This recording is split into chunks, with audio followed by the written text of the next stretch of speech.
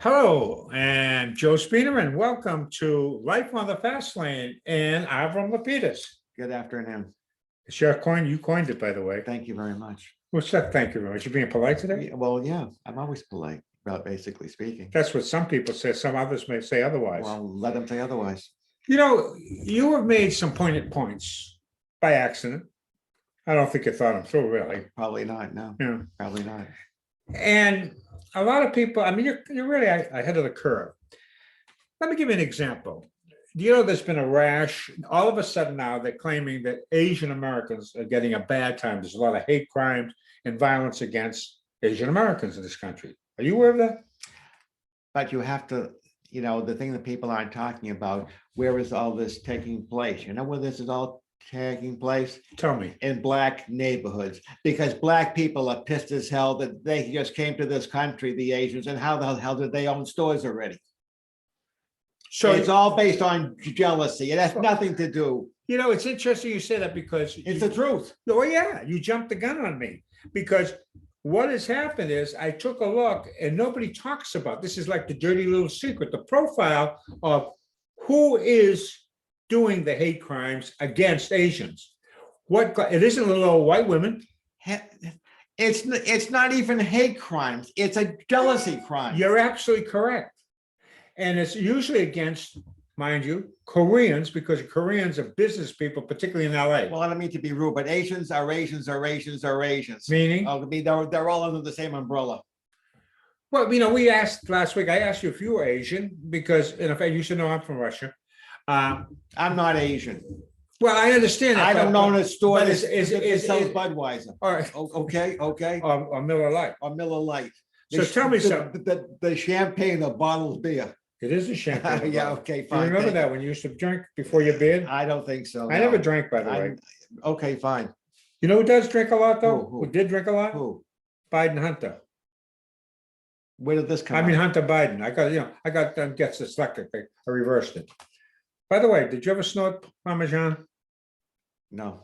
Can you imagine smoking Parmesan? No, I can't. He did. Did he really? He self-admitted it. You're kidding me. No, I'm not kidding you. Oh my goodness. I mean, this is a classic. He gets on TV and he says, oh, by the way, I got so bad that I was crawling on the carpet floor looking for grains of Parmesan to snort.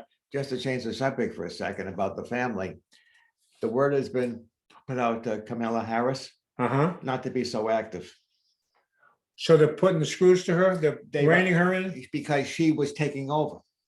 Well, we know that. She was taking, well, they told her you're not taking over and just stay in the place. You're not going to be on TV very much and just shut up and stay home. Really? Absolutely, yes. That's a switch. Well, they had no choice in the matter. You know, Biden for all Biden's wife. She's the one. Well, absolutely, yes. I told you. Okay, she's a tough gal. Oh, you know, her name is Jacobs. She's Jewish? No, she's Italian. They changed their name.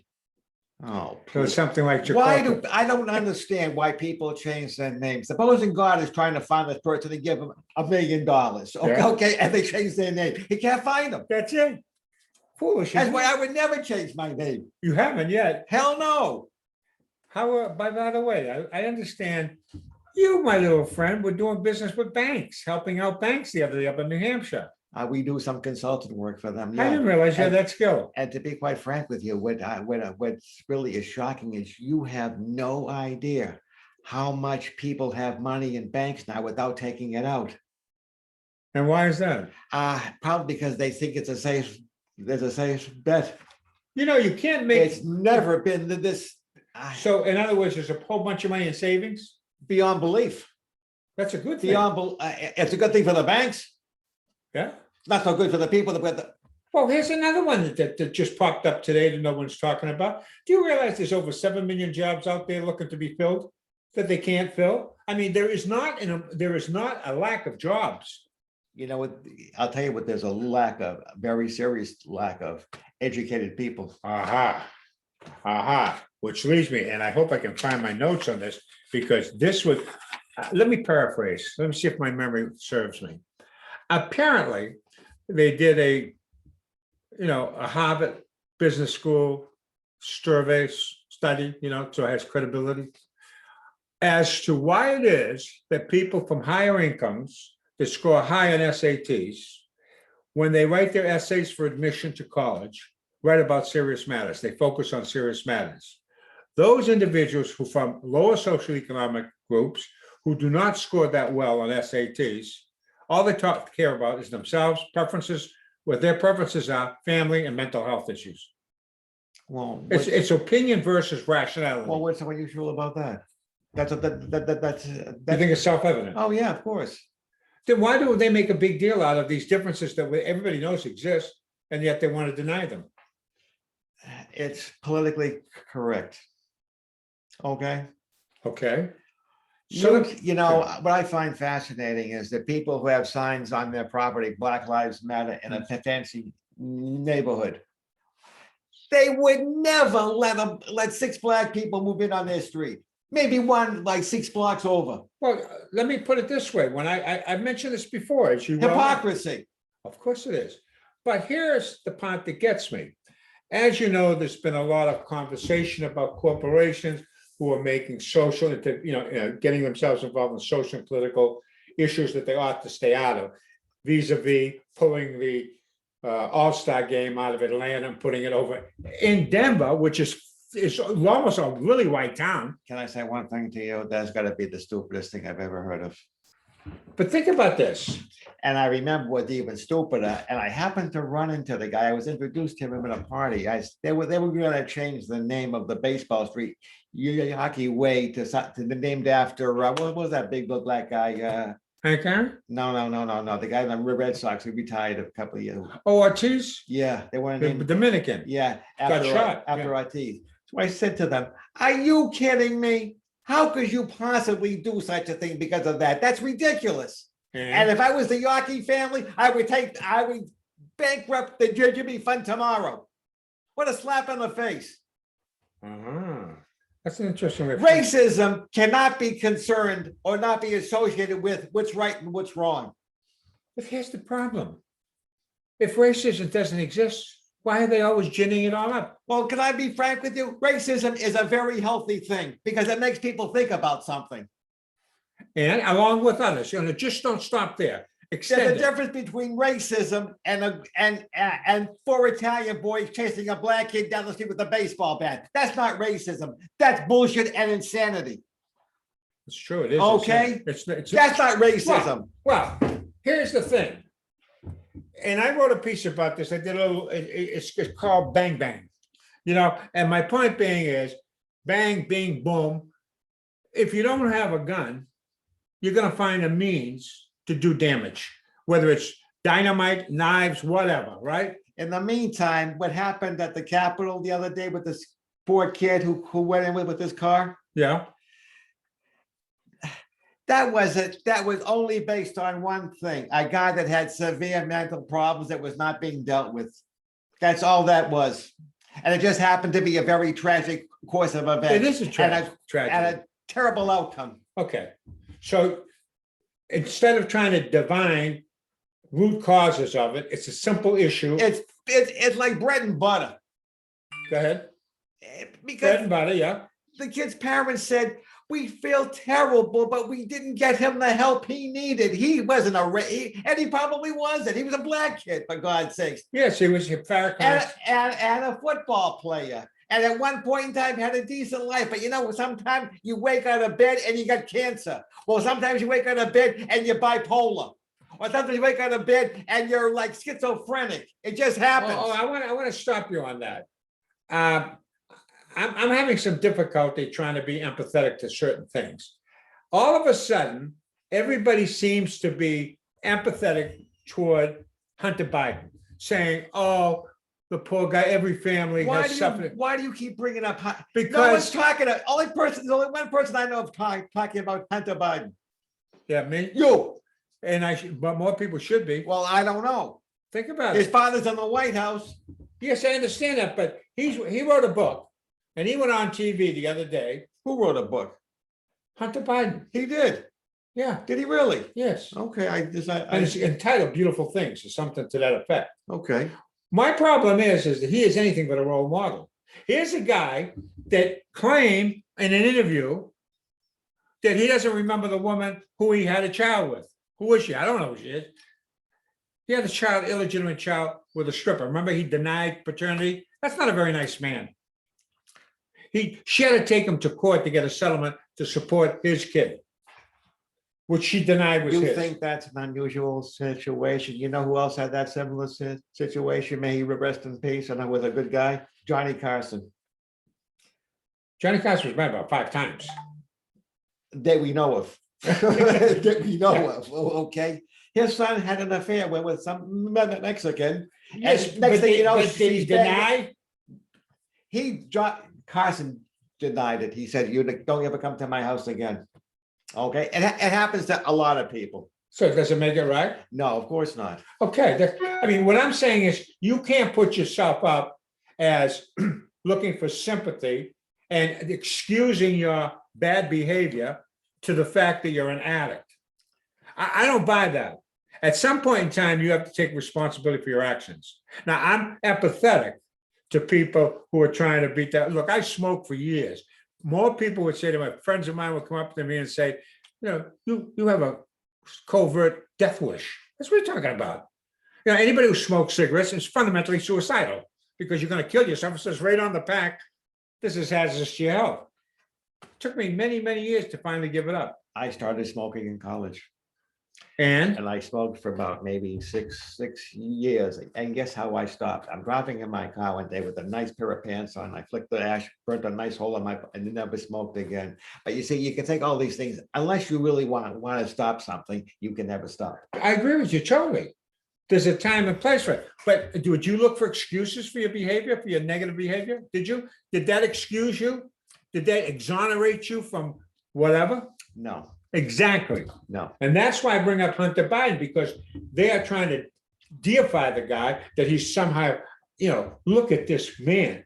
Yeah, look at him. But I don't hear anything about the guy, except when I come here. You don't hear anything about it because they don't want the public, the powers to be do not want to tarnish Joe Biden in any way, shape, or manner.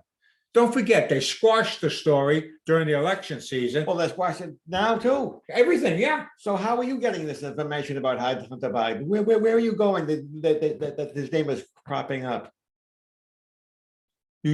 UFOs. Okay. I talked to extraterrestrials. All right. They know everything, by the way. Okay. You know what and by the way, they're not racist. Who? Extraterrestrials. They all look alike. Yeah. Yeah. It's very true. Yeah. And there are people who want the humans to be the same. Now, you have a dog. Yeah. I have a dog. My dog looks a lot different than your dog. Absolutely, yes. So are dogs similar? Are they the same? They have things called breeds. Well, when I was having trouble, when I first got my dog, a little puppy, her behavior was terrible. Yeah. So I called up the breeder. I said, "Excuse me, maybe the dog hates Jews." Did you have an anti-Semitic dog? She said, "No, dogs don't." I said, "What do you mean? Animals can be anti-Semitic." I say, "Elephants hate Jews. Ever seen a Jew on an elephant?" Okay. Yeah. And you know, some do, some don't when it comes to a giraffe. So some of them What do, about giraffes? some of them don't. Some of them hate Jews, some of them don't hate Jews. It depends. Can giraffes hate? Absolutely. They're long neck. Oh, you know who can really hate is a horse. Really? Oh, yeah. A horse can make up its mind in 2 seconds whether it's going to take to you or not. And once it makes up its mind, it'll never change no matter what you do. Life on the fast lane is something, isn't it? Basically, yes. Did you know that? You didn't know that until I told that to you, okay? Yes, I'm just trying to change something to talk about Hunter Biden. I wouldn't waste my time talking about Hunter. Can we switch to another person? Yes, we can. Who? I was at, I had a wonderful time I hope you had a nice Passover. Yes, it was. It was very nice. I had a really nice time with my family for Easter. Well, that's what you're supposed to do. And I ran into Into and had who? a long conversation with my grandson-in-law, who's active in the political world. Oh, in other words, he came into the family because he married your granddaughter. Very good. Okay. You enjoyed That it? Harvard education Well, helped you. You know that? Oh, that's the first thing that they taught me. They're very quick. Thank you. In any case, he brought up a subject to me that I had not thought of before, and I'm going to throw it at you. Charlie Baker can run for re-election. there's nothing stopping him from, we're not term limited in this state. Oh, is that right? Really? So you didn't know it either. No, I didn't. Neither did I. No, Did you folks know it? I don't know if he would run. Well, they're weighing it because they tried to see whether Polito could win. And even though she's a very fine lady with a lot of talent, she can't win. Probably not, but the thing is, I would rather see Charlie Baker go up against Warren. Yeah, but that's the problem. He doesn't want to be an executive. He's an executive. He's not a legislator. And that's the problem. Now, the final analysis is this. Well, did you know who's going to run for governor probably? Joe Kennedy Jr. Could be for governor you're talking about. Yeah. So maybe that's what's holding him back. I think that Baker is on the cusp, 50-50, yes, no. But if he were to run against Maura Healey, who currently is the front runner, right? In the Democrat. Maura Healey does not stand a chance in hell. Her background, her political, her social life alone will kill her. So if that's the point I'm going to try to make, that you beat me to the punch again. You're very sharp today. If he would have, it depends on who Charlie Baker has to run up against. It depends on who the Democrats put up. If they put up Joe Kennedy, I don't think Charlie Baker runs. If they put up her, Maura Healey, he'll beat her. I'm telling you, Joe Kennedy. Do you think he'd beat her? She wouldn't stand a chance. I could beat her. I don't know about that. I'm telling you, now you're pushing it. Well, hear me out for a second. I mean, Joe, she's like a giraffe. without a doubt. Yeah. Joe Kennedy Jr. will be put up for running for governor. Now, the problem, here's the other shit. But why would Joe Kennedy Jr. be a front runner? What does he bring to the plate outside of the fact his name is Joe Kennedy? That's it, right? That's the plate. What right? Why did you know why he lost for running for the U.S. Senate? He couldn't come up with one reasonable reason why he was running. Okay. But they would call him and say, "Why are you running?" He just didn't have an answer. I want to get back to this whole thing about the SATs, and I want, and would you say that most people taking the SAT score low? I would say that that's probably the average, yeah. So democracy caters to the lowest common denominator. Well, if you think about it, who encompasses democracy is the lowest common denominator. Most well-to-do people prefer not to have democracy without saying that, okay? But our founding fathers recognized the fact that mob rule and unfeathered democracy was not a good thing. Otherwise, they would have formed a democracy, which they did not. They reformed a republic, no? They did reform a republic. And that's specifically to guard against the passion of the mob. Who was the first republic? Well, no, that's debatable. Rome. And under you're talking about, yes. Under Rome, with the first republic, yes, that was the first board of censorship. But the republic recognized a couple of things that we don't recognize today that they should. What's that? One is that in times of peril, we talked about this last week to some level. In times of peril, all nations are going to face a dilemma, at which time you can't allow the slowness of action or inaction. You can't run a ship by committee. Leadership is of one, an individual that rules by word. You can't have many gods. You can only have one God. So they recognize that fact. And what they do, you okay? You're not gonna expire on me on the set, are you? No, I'm not. Okay. So they came up with this concept of dictatorship, which is not necessarily a bad thing. In their point of view, it was a good thing.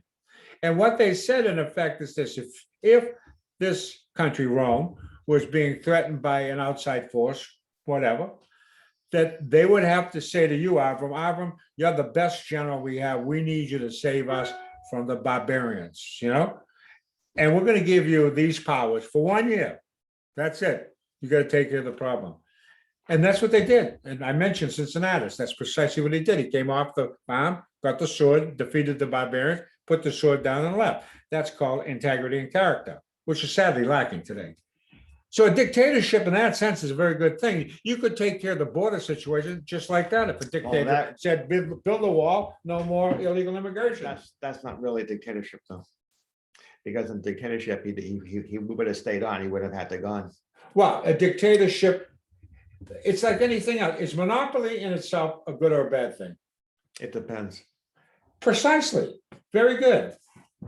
It depends. So if it's benevolent, that's wonderful. If it's if it's a bad guy, if Satan's running the show, not too good. And this is what we got to guard against. And I'm simply saying we got to be very leery of always saying, let the people decide. The people are going to decide necessarily the lowest common denominator. I mean, if the people are more interested in sentiment, I mean, why is it that The View and these programs that you see on television are all about sentiment and feelings? Very little has to do with rationality. Well, why do you think they're on at the time they're on? They're on at 2:00 in the afternoon. Who the hell's on at 2:00 in the afternoon to watch them? Well, people who aren't working. Well, all right. All right, exactly. Okay. But that's the point. But they vote. And there's more of them than there are of the others. Yes. And they're going to be determining the outcomes of elections. This is where the dilemma comes in. So when you have corporate America, and I'm flipping it back. So corporate America says, who drinks Coca-Cola? Do people from Marblehead Neck drink Coca-Cola? Really? Would you make a fortune selling Coca-Cola to affluent communities? And the answer is no. You have to sell it to, that product is for, quote unquote, the underclass. So they're going to do everything to cater to their market. Do you think you can sell lottery tickets in Duxbury, Massachusetts, and New Rochelle, New York, San Fran and all that, Fisherman's Pier? They got money. What do they care? They're not going to take a chance on life. These other folks that got nothing, they say, what's the difference? Let me roll the dice. So in effect, lotteries and all that type of stuff is exploitation of the underclass. But things have changed though. How did they change? Because 20 years ago, Mercedes-Benz would never think of advertising on TV. All right, now they're advertising all the time. BMW, very expensive cars now are advertising on TV. But why? But think about it, Avram. There's a reason. There's a legitimate reason why that phenomenon is taking place. You know what the legitimate reason is? What is it? Most people buy things they cannot afford to pay for. Sure, but they're not buying them. They pay rent on them. Exactly, they're leasing them. Now, so what happens? Then we could have a whole show on the pros and cons. Is it wise to lease or to pay the car outright? Yes, we could. And the fundamental principle of leasing. If you took away credit cards, yep, this country would go broke tomorrow. Sure. Okay. People are in debt up to their teeth. Including the federal government. Including everybody. There's not a person on planet Earth who's not happy. So you're telling me that all these people got a whole bunch of money in the bank and yet everybody's in bad financial shape. It's almost a contradiction of terms. Well, that's what it is. A contradiction of terms? Yes. Why? But is it life on the fast lane? Never has this been this much money in banks. Never. So we got a whole bunch of money, real money or funny money? Real money. So tell me about life on the fast lane. Is it exciting or is it perilous? What is it? Life in the fast lane is you're going so fast you can't see what you're passing. And if it's going so fast, you go from A to Z. And you've missed all the things along the way. That's horrible, isn't it? Basically, yes. So you and I are at the end of that fast lane. No, Oh, were you planning on staying around a bit? Well, you know what I did the other day? I put the car into reverse. I went back so I could maybe catch up with some of the things that I missed along the way. Okay. There was something that stock market. Stock market yesterday went up almost 400 points. It's at 33,500. Why is it so high? You know why it's so high? See, no one talks about the good stuff that's going on. They like to dwell on the tragedies. Yeah. 1 million new jobs came on the marketplace last month, and almost 90% of them were filled right away. I just told you we got 7 million jobs that aren't filled. Well, okay, but I'm just saying that's besides. Okay, go ahead. That's besides the point. So in other words, the economy is starting to boom. It's starting to boom. Not to mention the fact, And whether this is true or not, I don't know, but people are thinking that with the new vaccines that are coming out, eventually this is going to be past us. You're talking about the virus? Yeah, whether that's right or wrong, I personally do not know, because I'll tell you why. I have a friend of mine's wife, my friend passed away, my best friend. Well, anyway, make a long story, his wife worked on the Mass General Hospital that worked on the Johnson & Johnson vaccine. Yeah. And the thing of it is, they themselves don't know how long this is going to be in the body for. So you're talking about how long you're immune. Yeah. Well, why do you have to get a flu shot every year? Well, that because they know They know what? how long the flu shot Doesn't lasts. have much effect, right? Okay, but hear me out. They think it's going to be 6 months. Which is better than 0. Okay, but hear me But out. what happens in the 6 months? Well, what's going to happen when it comes close to the 6 months? Are we going to have to go through all this all over again, trying to get an appointment online and this and that and that and this? Because if that's what's going to happen, we're going to be in trouble again. Well, you want the answer to your question? Yes, please. Dr. Spina will give it to you. Please tell me. No, non-PhD. Speak, please. Here we go. Okay, please. By that time, we'll have what is known as herd immunity. Can I say one thing? That sounds good on paper. In reality, that's not going to So you're fly. saying humans will not develop an immunity toward that particular virus? Is that what I you're don't telling me? think so. No. How come the bubonic plague has been under control? After it wiped out half of humanity, how come all of a sudden it's nothing? Well, look what What happened. about tuberculosis? What about, when I was a kid, the scourge was polio. Polio. Yeah. And by the way, that polio vaccine is not as effective as these vaccines we have now. And it's not the vaccine. How do you know? Well, we don't, but they claim. Now here's They a, claim. Who claims? yeah, that's the problem. Who are they? Well, that's what I'm saying to you. Well, let me ask you this. Here's the thing. People think Johnson & Johnson discovered this vaccine. Johnson & Johnson only did one thing, put up the money for people who are smarter than they are to try to perfect the vaccine. You realize you're looking at someone who spent 5 years as an employee of Johnson & Johnson? I'm very familiar with the company. Okay, fine. Huh. Talking about Milltown, New Jersey. I don't think of any corporation today in the world that has more attorneys than Johnson & Johnson. You told me lawsuits. Thousands. They must have thousands of attorneys. And they probably have them because they're on the vanguard of trying to develop therapeutics that have downsides. Yeah, exactly. And this is it. Now, speaking of the bubonic plague that I was trying to speak about, that no longer is the Black Death. They never found a vaccine for that, by the way. But how long was it around? A long time. All right then. Yeah, but you know what happened? What happened? We developed therapeutics. After, That's more important than the vaccine. no question about it, but look how long it took. Are humans still here?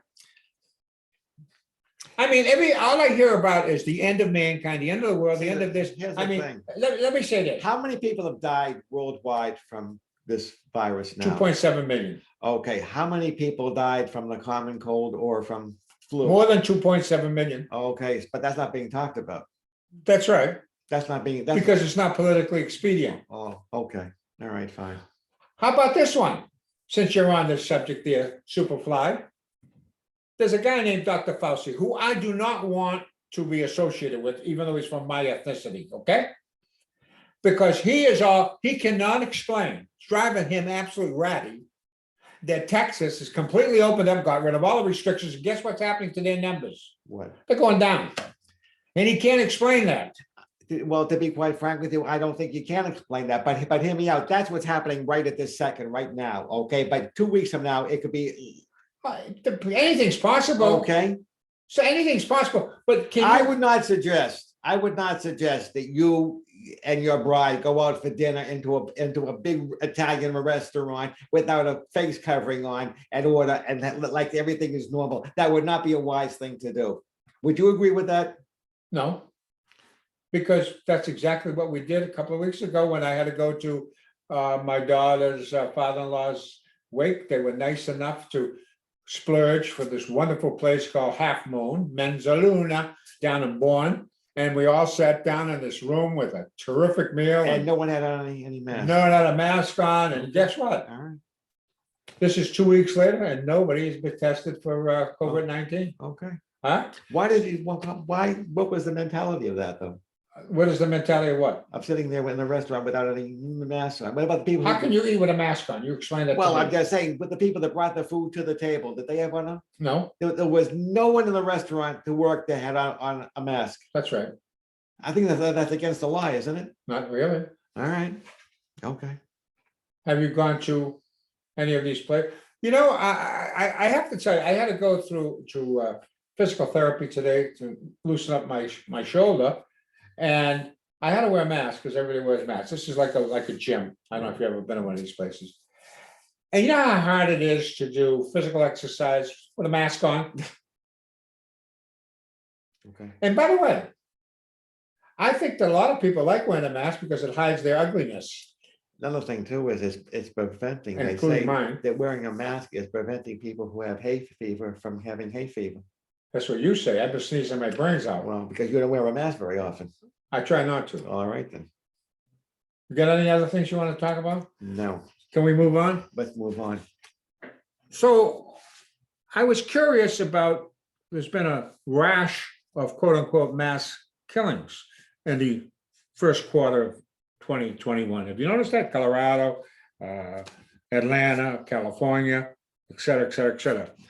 Come to find out, do you know that there's no agreed upon definition of what constitutes mass murder or mass shootings? I think it goes by how many people were involved. Well, yeah, there's some definition say there has to be 4 people, not including the shooter. Oh, is that right, really? Yeah. That's the number that they use is? One of them.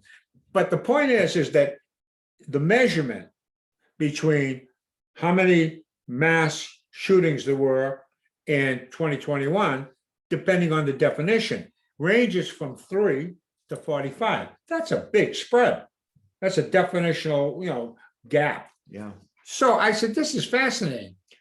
One step further, the AP came out on December 31st of 2020, splashing headline that the violence, mass shootings and gun violence, the whole shooting gallery had gone down precipitously in 2020, plummeted. That's the word they use. Conversely, the Washington Post and USA Today, within a month or two into 2021, they did an analysis. And you know what their assessment was? That violent crime and mass shootings skyrocketed in 2020. And what do they blame it on? What do the experts say, the geniuses that they are? They say 2 things. One, the virus. The virus is the cause of everything. I mean, if you get indigestion, it's the virus. Do you understand that? They blame the virus for everything. And secondly, they say, and they use this word, and I want you to comment on this, the killing of George Floyd. Isn't that an awful thing to say when we're supposed to have due process in this country, and we're supposed to be innocent until proven guilty, presumption of innocence. And they're writing the killing of George Floyd, which prejudiced the outcome of a trial now going on, does it not? Yeah. Yeah. That's it? You're just going to do that? You're not going to jump in with your wisdom? Simply because why were there so many mass protests after George Floyd died? Why was there? I'm telling you right now, Kamala Harris would not be the vice president. You've said that often. But it's the truth. Yeah, okay, I don't disagree with that. But I'm asking you, why hasn't anybody picked up on the fact that the media turns around and uses the killing of George Floyd de facto? Doesn't that incite violence within certain communities? Because they're saying the police are killers. That's what they're saying. That's what they're writing. You can't interpret it any other way. And it's not right. For example, the governor of Florida did a marvelous thing. He did something that ticked off all of the liberal left. He turned around, he's decided, you know what? This particular virus, it hurts the elderly more so than anybody else. So he prioritized. He went against the federal government. He went against Joe Biden and their mandate. And he prioritized making sure that you, Avram, and folks like me got the shot before anybody else. So he took care, because they have an elderly population down there. By the way, it's not the oldest. I was shocked at that. They were the second or third. He shot up all the old people. So he gets critiqued for that. 60 Minutes did a hit piece on him. Ironically, for the first time ever, I've ever seen this, actual Democratic elected officials came out and defended Ron DeSantis, the Republican governor, as saying that 60 Minutes completely distorted and did a phony hit piece on the policy of Ron DeSantis vis-a-vis vaccines and vaccinations, you know, for the poor people of Florida. So my point being is where the press is doing themselves a terrible injustice. Can you rely on them at all? The press is a business that needs to sell papers. And they do anything that they need to do to sell papers. It doesn't matter whether it's right or wrong or in between, okay? They need to sell papers. Coke needs to sell Coke, Pepsi needs to sell Pepsi, and newspaper people need to sell papers, okay? And if you put something in that it doesn't sell, it's not going to be in the paper again tomorrow, okay? George Floyd made a lot of businesses flourish. Tell me who benefited from the pandemic economically. People who repair homes. You just told me everybody and his brother's got a ton of money in the bank. Well, at the same time, people have put a lot of money into savings because of the market going up and down and crashing and in between, okay? When that happens, it takes at least 3-4 years before it gets straightened out. All I'm saying to you is simply this, is that the pandemic was a moneymaker for the elites. Wall Street, tech companies, big business, Bezos, Musk, they all made a fortune during this pandemic. They were making a fortune before. Sure, but then it really flowed. Well, They benefited to the expense of who? it wasn't that they benefited, it didn't hurt them. They were doing very, All right. very well, okay? So the point of the matter is, You're gonna use an example, take someone who's not doing well, then all of a sudden the pandemic is doing extremely well. That's another story, but people who were doing well all the time, pandemic didn't add. so the recession and their, bull and bull, doesn't matter whether it's a bull or a bear, what do they call it, bear and bull markets? Not at all. So they're immune from that. They're totally insulated, yes. What happens to the middle class? What middle class?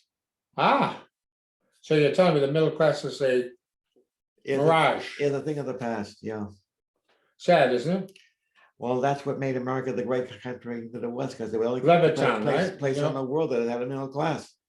The middle The class, middle class people want something. Poor people don't care. It's hopeless, and wealthy people could care even less. It's the ones in the middle that have seen both that want something. Okay, you that's said what something profound last week. that's what made America great. Yes. And what do you get, sunbathing here? What? Yeah. you're going Next time under I'm the Velux. gonna wear. Folks, he's under a Velux window and he's trying to get a suntan. I'm gonna wear my shorts next show with suntan lotion. So have you noticed that they're building stuff all over the place, apartments everywhere? I mean, even my hometown of Lynn, I went down the Lynn Shore Drive the other day, and all I do is see apartments going up all over the place. Well, that started before the pandemic. This is all. Isn't that counter what happened post-World War II, when we had Levittown, where they were building single-family units for families, for family formation, and which in effect built the middle class, built the suburbs and the highway systems? World War II was a very unusual war. You know why? It was a romantic war. It was a romantic war. Why was it romantic? Walking down the streets of Italy, walking down the streets of Sicily. Sure. It was a romantic war. Because the media, And it made heroes. they created it. It made heroes. There has never never been another You know war. who the great patriots were in World War II in this country? The great patriots, seriously? Who? Metro Goldwyn Mayer, all of the Hollywood folks who were passionate, who happen to be Jewish, by the way, who happen to have a love affair with the United States because they had escaped the pogroms of Russia and other places, and they were brought in and they specifically wanted to show their patriotism. There was more quote unquote propaganda, nationalistic patriotic films coming out of that era during the war, and they were the great movers. They're the ones that mobilized the sentiment of the American people. In World War I, that did not happen. World War I, there was great resistance. Oh, that was a terrible war. So many people got killed, my God. Yeah, unnecessarily. And Vietnam, it was probably the worst war we've ever had. Because we saw it in living color on Oh, TV nightly. God. Well, Okay. it made it, and now the war's here. Thank God they didn't run these wars the same way they run Vietnam. We didn't hear it on the news every 2 seconds. Mhm. Okay, But here's the danger now. what's the danger? What's happening is, and this is where you gotta watch out for guys like John Kerry and company. Iran just cut a deal with China. And people say, "Oh, no, the enemy of my enemy is my friend, maybe that's what's happening." No, no. What they're doing is Iran is strategically positioned in Central Asia. China is trying to connect the entire Eurasian landmass and North Africa by rail and highway, because that's a quicker means of moving product than by ship. As you know, the Suez Canal has been jammed up lately, right? So world trade is contingent upon the movement of big cargo ships. It's like a major artery. If the Suez Canal has blockage, it's going to create an economic heart attack unless you open it up. So what they've done is the Chinese have envisioned the way they can control, which is what they want to do, is through connecting the Eurasian landmass by rail and superhighways. And Iran is critical in that endeavor. And you know who's going to provide, and Joe Biden wants to build 500,000 electric stations or recharging stations, right? Not them. They want to build petroleum. Cars, boom, trucks, move things around. It's fascinating. Here's another one that I didn't realize. It's unbelievable. How much of our energy is produced by petroleum? Do you know? No, 2%. Hmm. That's not my lunch, is it? no, it's not. I was shocked by that. 2%. The big one is natural gas. Yeah. That Okay, produces 40 okay. to 50%. Yeah. And okay. on and go. And nuclear is up there. Yeah. Isn't that amazing? And we should let people know that all this baloney about fossil fuels is an oversight. It is true that natural gas is fossil fuel, but it's also very clean. And there's very little coal power. We don't use coal that much to produce energy. And the CO2 factors have gone way down. Way down. We got to get this narrative out there on living on the fast lane, folks. Because what's happening is they're slowing down our life on the fast lane. Do you realize that? And that's not coming to a standstill. You know what slows down the fast lane? What? A toll booth. Yeah. Okay. And what else does a toll booth do? Collects money.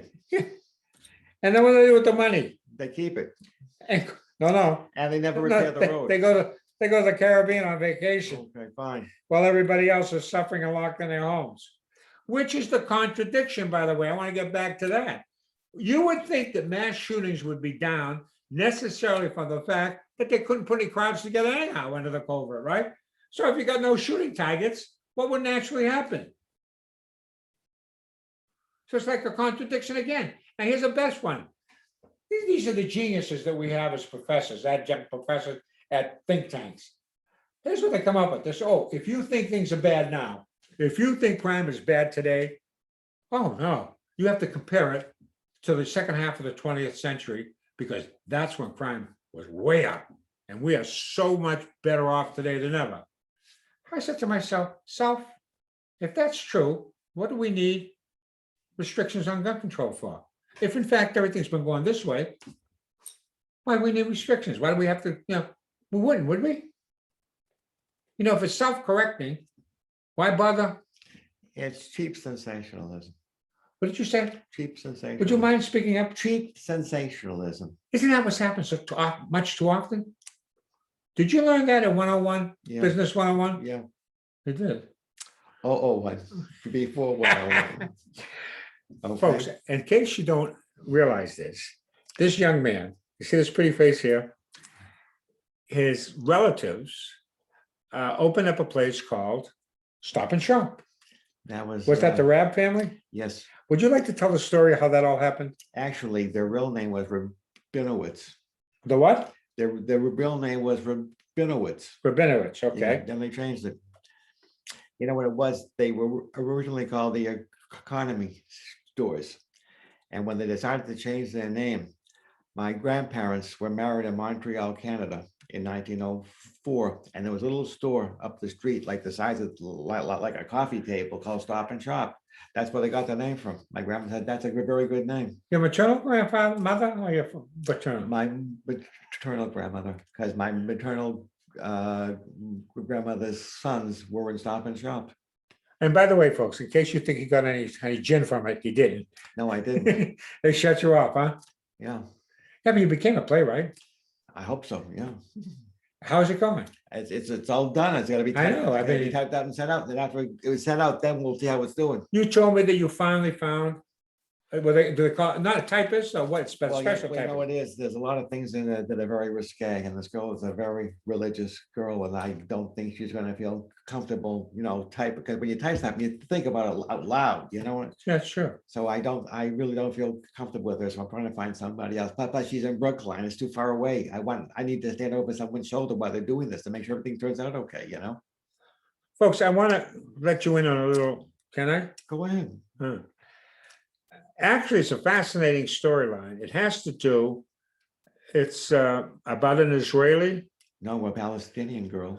yeah, Palestinian girl Well- and an Israeli, how they get together, right? Well, there's a It's a true story, based on a true story. basically. You got permission from her mother, parents. Well, her father died way when she was a little Well, the girl. mother or whomever, the But- family. Well, I told them the outline, and I think I stuck really much to it. We'll see what happens. But the thing of it is that I have about 10 characters in the play.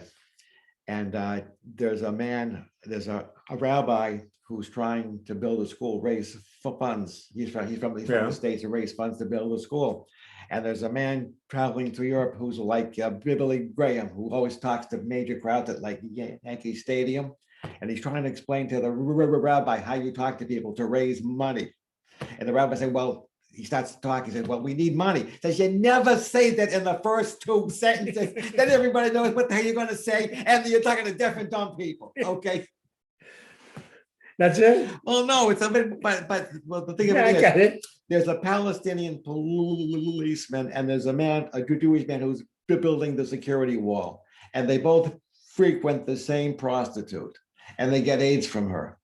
Now, at one point in time, when they know they got AIDS from her, the evangelist makes a contact with it too, and they're saying to themselves, should we tell him that she has AIDS? And one is saying yes, and one's saying no, until they finally say, well, that's not the right thing to do. We have to raise them up. We're in the Holy Land. So they tell them, and they say, thank you. You have an interesting mind, you know that. Well, it all What is comes, the name of this? it's called Song of the Weary, Song of the Weary, I remember that. Song of the And you Weary. got a Polish composer who did the original score. Yeah. Is it still there? Yeah. It's a beautiful piece, by the way. We played the Oh, music. Jesus, I hope to God my story is as good as his music. It's amazing. We got to figure out. It's called the Symphony of Sorrowful Songs. I remember, and I'm going to try to find our old in the Oh, archives. when And I if was we can sitting get that down- music up and put it on Life on the Fast Lane, that'd be fascinating. When I was sitting down doing this every day, I would go for a long ride in my car, play the music on, come back, sit down, and then go right to work. That's how spiritual it was. You're right. Let's try to figure out technically. Both of us are nerds, not nerds. We're inert. We don't know a thing about this technical stuff. No, that's not my thing. It's not my thing either. But if we can figure it out, maybe I can get my grandson. We take that music from him, somehow put it into our broadcast here, and let those people sit back and let them listen to Who it. was- It is gorgeous. Who was the gentleman on the sound that worked at there? We had that guy who went to Berkeley. Yes, I can't think of his name. Really a nice gentleman. I know, he was a very nice man. Happened to be one of my people, by the way. Is he still there associated with it, or is he gone completely? I can find him, can I? Because he could do it. He could do that. That's a good thought. What's the time here? Because we've got to do about an hour. What did you see there? Oh, well, we still got about 10 minutes left, 10 to 12 minutes left. Folks, we're on the fast lane. Well, maybe we should, say goodnight. No, I don't want to say goodnight. Okay, I want to go to my stuff, if you don't mind. excuse me, go ahead. Okay. My daughter did something. Oh, and I already went over that. Let's see what's happening. How about this one here? Can I read a little something that I did? Go ahead, sure. Okay. What are you asking me for? Are you ready? Yeah, go ahead. Well, no, first of all, let me talk about censorship. I told you about censorship, right? And that may, did you know that Pedro did a wonderful job in splicing a different piece into our show from last week? Censorship is a noun, It is. okay? Mhm. And censorship is really a means of control, which is a verb. Now, if you multiply a noun times the verb, what do you get? A gerund. Anarchy. Oh, I like that. You didn't like the gerund part, huh? But censorship, the original form, the first two people who sat on a committee for censorship was in the Republic of Rome. We're back to Rome. Two men. Here's what happened. Back in 2010, Citizens for Government Waste produced a Oh, commercial. please. You remember that one? Oh, please. Oh, Called The please. Chinese Professor. You remember that? Where do they get these titles? And who volunteers for these committees? You don't remember the clip Ye- itself? Yes, I do. I do very well. That they're going I to, don't care about the title. I care about the content of the commercial. they're going to run America. It was done in 2010. Okay. And what happened is that I wanted to upload it and integrate it into our program, put it, And you. they blocked it. Yeah. And I said to myself, and I tried to, several times, and they kept blocking it. And I said, censorship? I hope not. I really hope it isn't censorship, but if it is, that's tragic.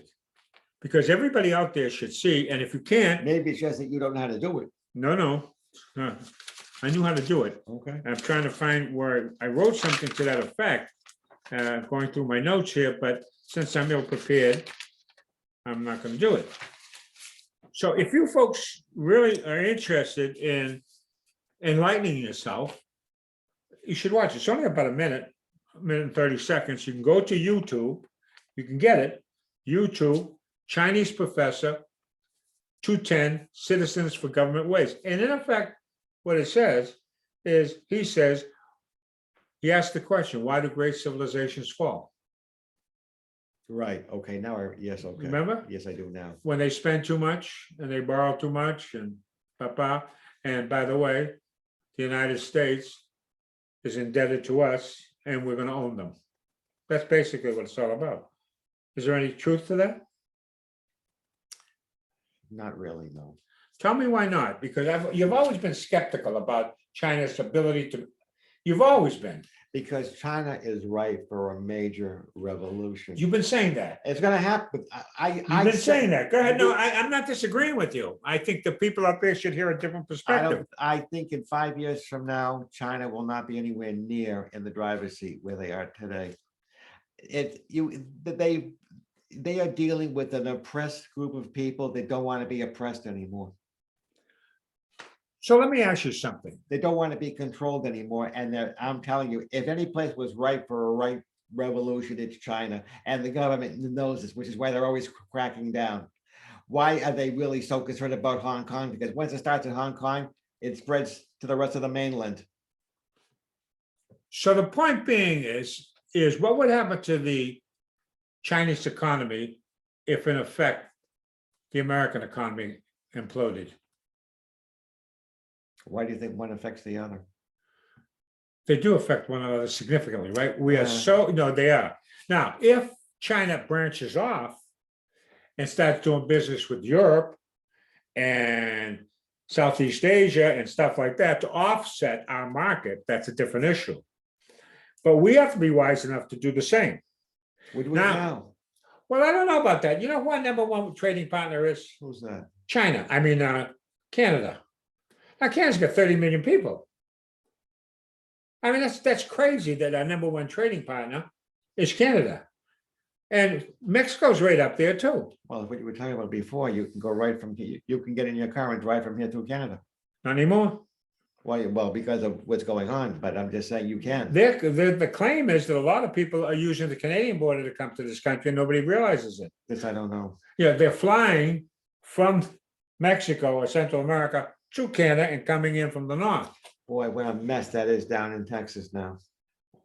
Have you been down there? No, but I can, I'm telling you, what a mess. thousands and thousands of kids in detention. But who made that mess, Avram?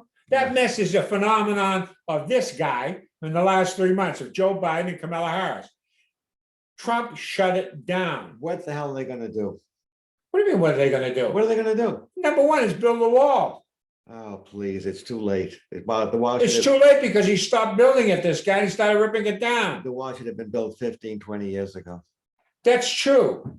But look, Trump did a wonderful job of effectively sealing that border pretty well. You know who wants that open? All of the agro industry wants it open so they can pick the fruit in California. And how about the guys like the governor of Illinois, who's in the hotel business, whose hotels weren't doing too well under the COVID. Now they can fill the rooms. They already spent $90 million on hotel rooms. That's what Biden's spending for illegal aliens. Meanwhile, the Massachusetts National Guard that's down there trying to protect the Capitol has to sleep on concrete floors. You tell me. It's a friggin' mess. It really is a friggin' mess. I know that. And that's the kind of mess that just doesn't go away. It's gonna take more than a vaccine to get rid of that pandemic, believe me. That's right. And by the way, the first pandemic that you got bummed out of shape on, and you've been flipping out over for as long as I can remember since it happened. You asked me how many people worldwide have died as a consequence of this particular pandemic. End quote. Pan means cross, right? Right. Okay. As I told you, it's 2.7 million. Have you any idea what the Spanish flu, when my father came to this country, to wipe it out? Do you have any idea? That's about 100 million, no? Yeah, about up to 100 million.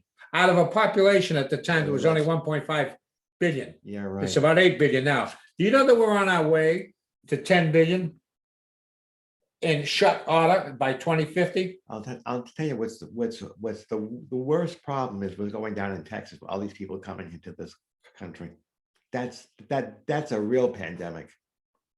I know that, but the people aren't just coming from Central America, come from all over the world. They, They're using that as a point of entry. what are we gonna do with these people? Ship them up to Minneapolis No, seriously. and Portland. What the hell are we gonna? Well, why are they doing that, Avram? Why are they shipping them to Minneapolis and Portland? And you know where they're shipping them now? To Montana. You know why? Because Montana is, if you go from here, Lynn, Massachusetts, up to Gloucester, there are more people living in that geographic area in Essex County than in all of Montana. So if you turn around and you drop 40 or 50,000 into Montana, you know what? You own that state now. How are they gonna be absolved? What? How are they gonna be? Absorbed? Ab- They're not. They're gonna vote one way. You know which way they're gonna vote? And they're not gonna vote for Donald Trump and not gonna vote for the Republicans. It's a mess. It is a real major mess. Okay? Do you remember the Candy Man? Otherwise known as the Candy Woman now or whatever. No. You know the story of the Candy Man, the Pied Piper and all that? What was their claim to fame? Oh, please, that's. They promised the little kiddies goodies, right? And what did the little kiddies do? Beep, beep, beep, beep, beep, beep, beep. Like little lemons, they went to their slaughter. And the thing of it is that Biden won't let any newspaper photographers go inside and take pictures. Does that remind you of anybody? Oh, please. There was a guy that had a mustache. You remember the guy with the mustache? Okay, that's how it all starts, you know who the big guy was with the big lie? Goebbels. And that's not a Sicilian name, I'll tell you that right here right now. Really, truly, I don't think people are really paying attention to it. That is probably the biggest problem that we have. Is how many people are here now that shouldn't be here. Too many. Beyond belief. Yeah. Beyond friggin' belief. Right. Okay. And you want to hear the best one? And the thing of it is, how the hell do we get rid of them? Because to be frank with you, we can't let them stay here. Do you know what Ulysses S. Grant wanted to do? What did he want to do? He wanted to make the Dominican Republic into a state, or at least a territory like Puerto Rico, for the sole purpose of shipping all the slaves there. Did you know that? Post-war Civil War? Did you know that Abraham Lincoln? Well, And the do thing of people it is, understand the thing of it about is, Liberia? Mexico, Guatemala, all these poor countries are tickled to death. These people are coming here. Because They're encouraging them to come here. well, but why? They're It's survival. They're helping them come here. Sure, because they have a very young population. You know what, the United States is an aging country. And as you age, you said Europe's very old. It'll take most countries in Europe a century or two to double their population, right? Not so in Mexico, 20 years, boom, boom, boom. They've doubled it. Nigeria is ludicrous. 15 years to double their population. They already got over 100 million people. And Nigeria is not a very big country. Can I ask you a question? Would you like to move down to Nigeria? I wouldn't go to Nigeria if you put a gun to my head. I'd commit suicide first. Well, what's the point of going to Nigeria? You might as well commit suicide. You want to live there? I don't. Let me tell you this. Outside of Liechtenstein, Interesting thing. How do you spell Nigeria? Niger, Niger. yeah, That's where we got the word from. no kidding. You're a genius that you are. There's also a country called Niger, rather. And by the way, do you know that particular country is loaded with petroleum and a lot of other resources? You know, they got a bunch of billionaires left and right there in Nigeria. They're in the concrete business and this business and Not that only business. that, but what's up? A little bit of trivia. What country has the most 5-star hotels? 5-star hotels, that's an interesting question, right? Which kind? Israel? Nigeria. Really? Yeah. And they're always, but you go there, you cannot get a room Why is that? because they have so many foreign people coming there making fortunes and They're needing loaded with and need it. but the thing of it is, I'm not going there to make my fortune, okay? You already made it. Folks, on the fast lane, we have to slow down and until we meet again. We have to take, we're elderly men, we need a bathroom break. That's what he's trying to tell you, they want to say. We need a bathroom break. A long one. Okay, Have a great week. next week, shalom, God bless. Hope you had a good Passover and a happy Easter.